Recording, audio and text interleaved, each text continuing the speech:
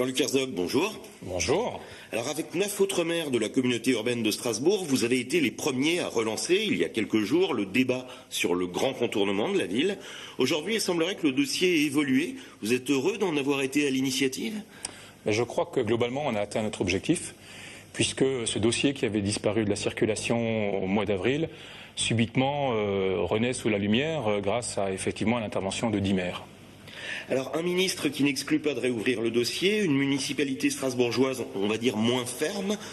Vous croyez vraiment que le GCO peut renaître de ses cendres ? Je ne crois pas sous cette forme-là. Il y a aussi beaucoup de contre-feux, en fait, dès lors que le ministre intervient à côté de la ville de Strasbourg et de la communauté urbaine de Strasbourg.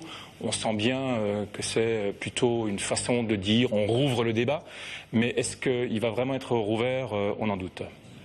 Alors l'initiative la plus marquante ces derniers jours est celle de la Chambre de commerce et d'industrie qui entend placer ce débat uniquement sur le plan économique. Le fait que les politiques s'en mêlent ne risque-t-il pas plutôt de brouiller justement ce débat ? Je ne crois pas. Au départ, le dossier est brouillé par les politiques. Il faut savoir quand même que ce dossier a disparu après les élections présidentielles, alors que tout est fait pour pouvoir démarrer le GCO. Donc nous, on a tenté de remettre justement le GCO au centre du débat, c'est-à-dire un problème des citoyens de Strasbourg, de la communauté urbaine de Strasbourg, en termes de pollution, en termes de bruit, et puis surtout en termes d'absence ou de difficulté de circulation tout au long de l'année.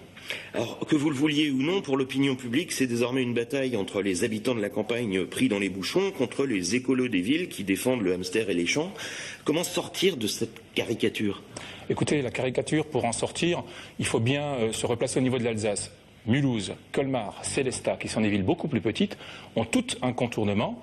Et on a fait récemment le contournement d'Inleim, qui est un village. Peut-on décemment continuer à faire traverser chaque jour 200 000 véhicules à travers Strasbourg ? Ça n'a pas de sens. Et je rejoins le problème de la Chambre de commerce. Il y a un problème d'économique, d'équité aussi, entre les différents habitants du Bas-Rhin. Alors, vous dites également que ce n'est pas un débat entre UMP des champs contre PS des villes, mais là aussi, cette idée est désormais bien ancrée. Est-ce qu'un consensus reste possible entre vous ? Un consensus reste possible. Je crois qu'on a une arme absolue au niveau des maires qui ont souhaité remettre le GCO au centre du débat. C'est le plan local d'urbanisation de la CUS qui doit être terminé pour 2016 et qui a une composante très importante qui est le plan de déplacement urbain de la communauté urbaine de Strasbourg.